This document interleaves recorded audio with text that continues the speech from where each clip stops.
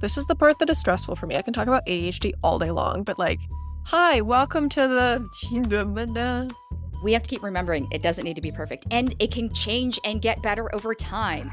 It's not perfect the first time. Why do we even bother doing it? I know. I will just close my computer right now. Okay, we'll just quit. That sounds good. If it's not perfect, we're just going to leave. So fun. Hello and welcome to Hypercast, the podcast where we dive deep into the world of ADHD with heart, humor, and a heap of expert insights. I'm Melissa, an ADHD coach passionate about helping individuals navigate the complexities of ADHD. And I'm Brianna. I too am an ADHD coach, and I am also a psychologist and soon-to-be therapist focusing on how ADHD impacts every aspect of our lives. Together, we're here to unpack everything ADHD, from the latest research to living and thriving with ADHD. So whether you're newly diagnosed, a longtime ADHDer, or someone who loves an ADHDer, this podcast is for you. Welcome to Hypercast. Welcome to the podcast. This is going to be very messy. This is our first podcast. To get things rolling, Brianna, can you give us a breakdown of what ADHD is and a little bit about its history? I would love to. Melissa, what is ADHD? Attention deficit hyperactivity disorder?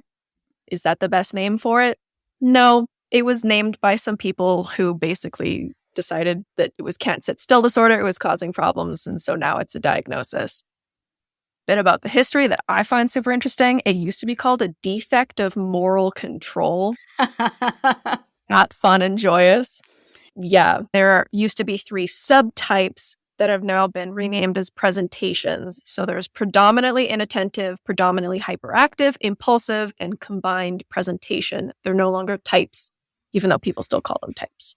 There is the history of ADHD.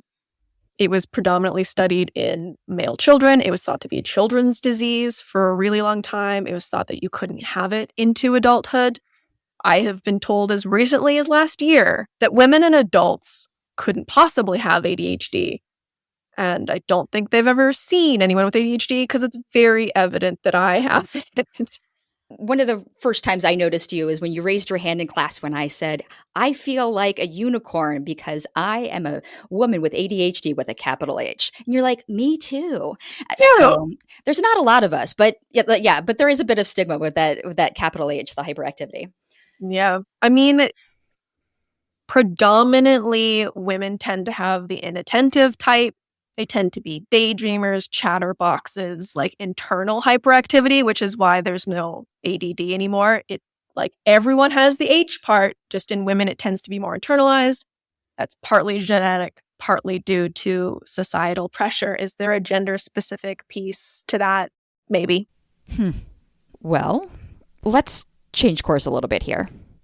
We have seen an increase in the diagnosis of ADHD recently. Social media has definitely had a great impact on getting information out there. I think some of the information's great, some of it's not.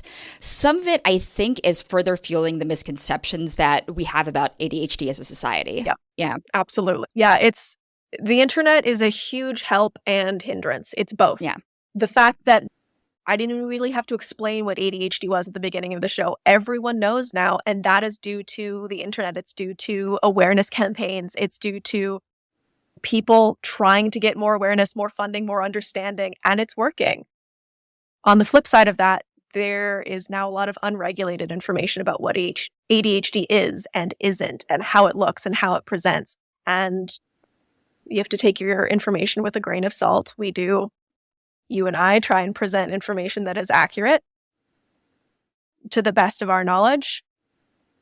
But not everyone on the internet is as ethical as we are. There are some people who may be presenting false information or have some kind of ulterior motive, especially surrounding medication. Mm-hmm. Stimulant medication is a very stigmatized topic on the internet, and people are often promoting alternative treatments that have less regulation. Not to say that alternative treatments are not an option.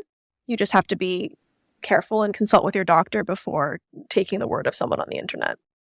If I remember correctly, the current gold standard in treating ADHD is a combination of 3 things: medication, exercise, and therapy and or ADHD coaching. Not everyone has to be on stimulant medication. Full disclosure, I am. I am a supporter of stimulant medication. I think it is, like you said, the gold standard for treatment. It's definitely helped me in my life function better. But if that's not for you, if there is some reason you can't take it, there is non-stimulant options.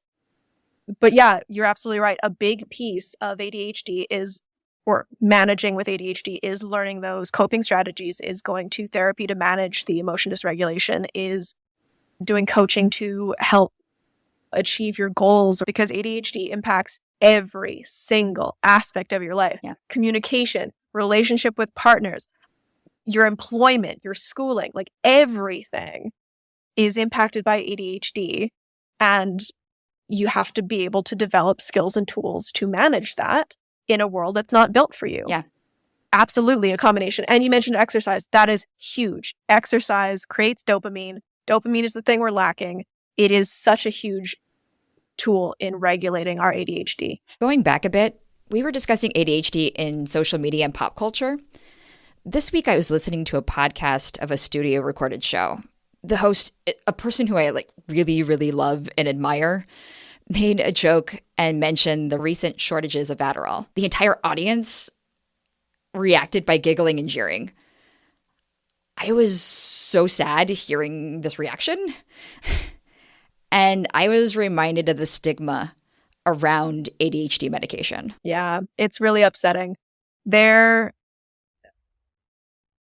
Still to this day, there are people who believe that vaccines cause autism. And in the same vein, there are people who believe that stimulant medication is meth. It's not. It is absolutely not. And there's this one person who said it, and now groups of people have latched onto this concept that it's unsafe, that we're drugging our kids, that it's overdiagnosed, that people are just going to doctors to get prescriptions for addictive drugs. If it was addictive, I wouldn't forget to take it. Or pick up the prescription or get the prescription. Yeah. The stigma persists everywhere. It is a huge problem, and it prevents people from getting the help and treatment that they need. The misconceptions and misinformation about ADHD medications are not the only misconceptions about ADHD out there. Social media is flooded with ADHD memes and self-proclaimed ADHD experts. What have your experiences been with the misconceptions about ADHD? They can be harmful. They can absolutely be harmful. Yeah, misconceptions lead to misunderstandings, lead to discrimination, lead to potentially ableism. Misconceptions that I've seen would be things like, oh, you're just lazy, you can't sit still, can't focus. That squirrel meme, which I think is deeply amusing because sometimes it's true, but that's when you believe that is all that ADHD is, that's when it becomes harmful. There have definitely been moments where I've just looked over there and there's been a dog and lost track of the conversation. A few months ago when I was ice skating, there was the most adorable golden retriever at the side of the rink, and I totally wiped out because I was so excited to see the dog. But dogs are cute, and that's valid. But my point is, that is not all that ADHD is. ADHD is not just you can't sit still in class, you can't focus, and every time there's a squirrel, you lose track of where you are in space and time. And then progressing to the harm piece of that is it can actually build up and cause little t trauma. If you are being told that you are lazy, you're not meeting your potential, why can't you do this? Everyone else is doing this, and it's so easy for everyone else. Why is it so hard for you? Why are you struggling with this? Yeah. Why can't you do this? Why can't you do that? It becomes internalized, and you start to believe that you are a failure, that you cannot do these things, that you're different or you're broken.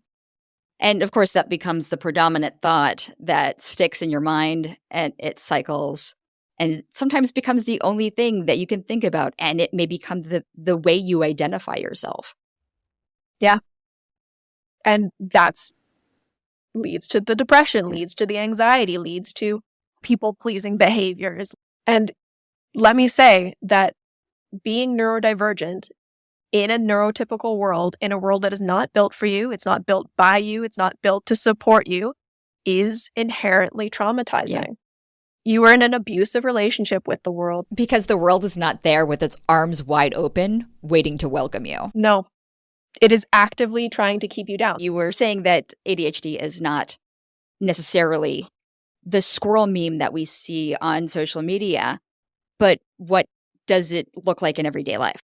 It can look different in different people. It looks different in different people, which is why there's been lack of diagnosis. It is not simply what the DSM has told you it is. It is not just like careless schoolwork, trouble holding attention, doesn't listen to when spoken to, easily distracted, forgetful, fidgeting, squirming, talks excessively. It is that. That's the diagnostic criteria. That's how you see the symptoms and you get diagnosed. But it is so much deeper than that. The executive function piece and the emotion dysregulation piece, I believe, are two of the biggest things that are often overlooked. ADHD is so incredibly variable. It's not a one-size-fits-all diagnosis. Every single person with ADHD has their own struggles and definitely their own strengths. Yeah, that's a key thing to point out. It is definitely not a one-size-fits-all. Everyone has different presentations, different symptoms, and like we mentioned earlier, it changes for individuals. Even in the individual, it doesn't look the same day to day. Yeah, and even from childhood to adulthood. As we grow older, we gain coping mechanisms, our brain matures. So the way we present at 10 years old, 12 years old, is not how we're going to present at 20, 30, 40, etc. Yeah. I should also mention, it doesn't get better. ADHD does not get better. It actually gets worse as we age, but we just develop more coping mechanisms and we have more ability to navigate ourselves in the world. The emotion regulation piece does get easier to handle, but the rest of it gets harder because you now have real adult decisions with real consequences. Oh, you mean responsibility? Yeah. Responsibility. Yeah. Whereas in childhood, your executive dysfunction was not being taxed as much. And in adulthood, it absolutely is. That's why a lot of women get diagnosed later in life, like after they've had a child, because they've been coping up until a certain point, and now they can't cope anymore because everything got harder. I feel like my own diagnosis is mixed because I got tested early, probably when I was around 10 or 12. In elementary school, my teachers were like, she has attention problems. I think we need to discuss this. And it's not like my mother didn't know. My mother was really apprehensive about giving me any kind of medication. This may require some background. So I was born in the early 80s, and I was very evidently hyperactive from the time I came out of the womb. I was 3 years old, and I was bouncing off the walls daily. My mom took me to my pediatrician, and the pediatrician said, let's try tranquilizers. And I had an adverse response to the tranquilizers and actually became more hyper.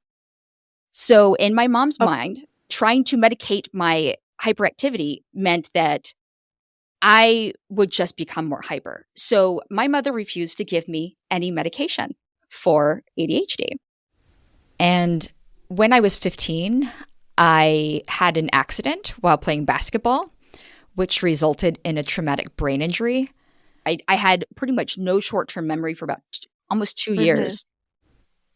This really complicated any possibility of me getting treatment for my ADHD in my adolescent years. I actually did not end up starting ADHD medication until I was in my late 20s. I was at a point in my life when I was really struggling, and my neurologist and I had a long discussion, and he convinced me to give medications a try. I had been on various medications to help with the possibility of seizures and had had really bad side effects, so I was nervous about starting any kind of new medication. My doctor prescribed me a stimulant medication, and about 50 minutes after I took the first pill, it was like the world went quiet. It was the quietest my mind had ever been. I didn't really understand until that moment how loud my mind is all of the time. I was so overwhelmed by the experience. I could only express my emotions by breaking down in tears. So even though you were diagnosed really early on, you still didn't get the treatment or care you needed until your late 20s. Yeah. Wow. What about you? What was your journey like? Wow. Like you, I was a problem child. Yeah, I was causing a ruckus in school. I was like understimulated. The stuff was too easy. I was bored. I was understimulated, underchallenged, acting out, running around class, playing games, being loud, being disruptive. My parents got me tested. I was 8 years old. I have very severe ADHD. I don't like the high and low functioning terms. They're the terms I prefer are high and low support needs. So I would say that I have high support needs. The high school I went to, there was an option. Like 40% or 50% of the school population had ADHD, and it was limited to 14 kids in a class. And I was 2 or 3 points, I forget the grading system, but points of ADHD away from being in the separate school, which was capped at 6 kids in a class. Ooh. Anywho, yeah, so I was diagnosed at 8. I was on medication from the age of 12. It's worked really well for me, and I can't really function without it. What are days like for you without medication? Awful. They're literally the worst. I can't do anything fun. I also have anxiety. Interesting. Little comorbid fun buddy. But my ADHD is so bad that I can't even do fun things. If I wanted to start playing a video game, I couldn't start. I can't find the motivation to start a task, even though it gives me dopamine, even though it's super fun. It's not like I'm trying to do taxes or homework or anything boring. And there are days where if I'm going to be doing a sporty thing and it's the weekend and I don't have to use my brain at all and I know that I'm going to be like, then I don't have to take my meds and I'm good because I know I'm doing an activity and I can be crazy and I can go hyper and be wild and it's not going to affect me or anyone else. But if I'm even trying to do even a lick of anything productive other than a sport, I take my meds. My mother-in-law recently asked me, what is it like to take ADHD medication? She grew up playing the cello, so I tried to explain it to her from that perspective. I said, imagine that you are part of an orchestra that is playing for a ballet performance. Before the ballet begins, the crowd is bustling, the orchestra is tuning up, and all these sounds are going off. And when it's time for the performance, the house lights dim, everyone quiets, the orchestra plays in concert together, and the ballerina starts to dance with the spotlight on her. That is what it's like to take medication. By comparison, what would that performance be like if I had not taken medication? The performance would likely begin, maybe not on time. The orchestra would be playing, but half of the orchestra would still be trying to tune up, and the other half would be playing the piece they're supposed to be playing. And the house lights may never dim. A good metaphor, because actually the din of the tuning and the crowd and everything, that is my brain. Yeah.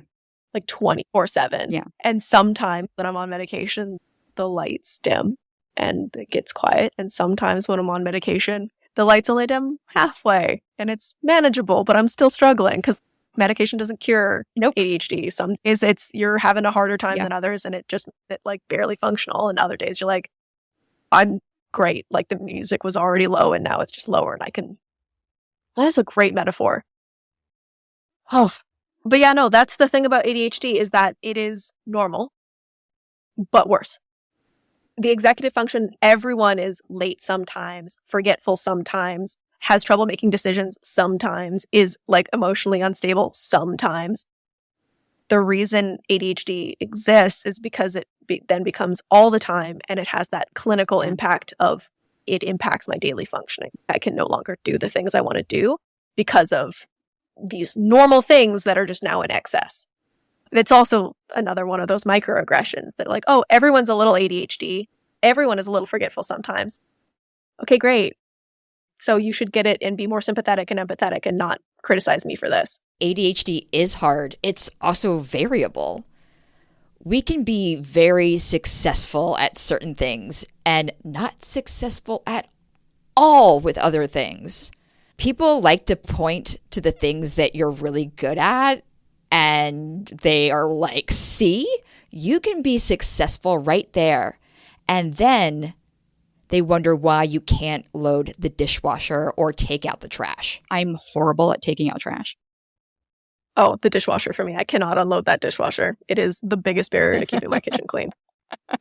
But yeah, the thing I wanted to say about that is that piece, that pointing at you were successful at this one thing, why can't you do this, is some of the most harmful stigma or commenting around ADHD, in that pointing can actually cause people to be fearful, avoidant of being successful, Yes. of actually achieving tasks, of believing in themselves. Like they will actively avoid tasks that they know that they can do or that they are good at or they know they can achieve and excel in, because it will point to other things that they are bad at. And then there's that rejection sensitivity piece, or then there will be heightened expectations of, oh, you did this so well. Why can't you do this? Why can't you do this? Why can't you do this? And that they are so afraid of that. And there's so much trauma related to that piece that they will avoid being successful because of how much fear and trauma is surrounding that. And not only that, but they'll even avoid the things that they're very good at. They'll convince themselves that it's not a strength. It's not important. It doesn't make them stand out. It's not a good thing. It's just something, it's a thing I do. Yeah. And like, everyone can do all of these easy tasks like the household, dishwasher, whatever. And so if you're outstanding at something no one else can do, you're like, oh, it's fine. Everyone else can do this. So it isn't a big deal. Like they will dim their own lights. Yeah. Their own sparkle because they have all these trauma responses their to own things. Sparkle. ADHD, the superpower side of it, not that I believe that ADHD is a superpower. It is a disability. It does impact your daily life and make it really hard.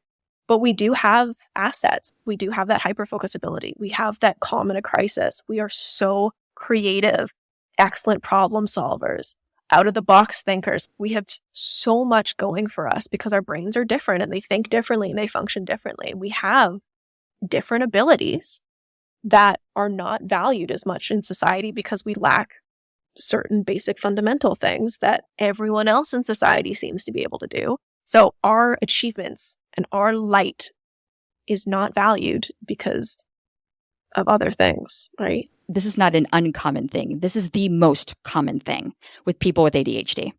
I think it's why it's really important to have these conversations, because I don't think the world always understands how we're impacted by something others may see as a small comment, or even the way they're approaching their loved ones with ADHD. They may not see how it's affecting them because we like to swallow it down and not show the outside world.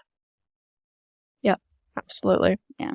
Yeah, the microaggressions are insane. There was a comment recently where someone was like, oh, like a Zoom meeting, can you turn on your cameras to show respect for your fellow classmates and whatever? And equating that being on camera, that masking, which is when you're on a Zoom call, when you're in front of someone, you put on a mask, it's an automatic safety response. It's a coping mechanism. You can't turn it off. It takes spoons. It takes energy. It's very draining. So when you're forced to be on camera, when you're forced to be making eye contact with someone, and that is equated to respect, that is ableist. That is a microaggression. That is harmful. And culturally, like neurotypical culture versus neurodivergent culture, culturally for neurotypicals, eye contact equals respect. It equals confidence. It equals ability.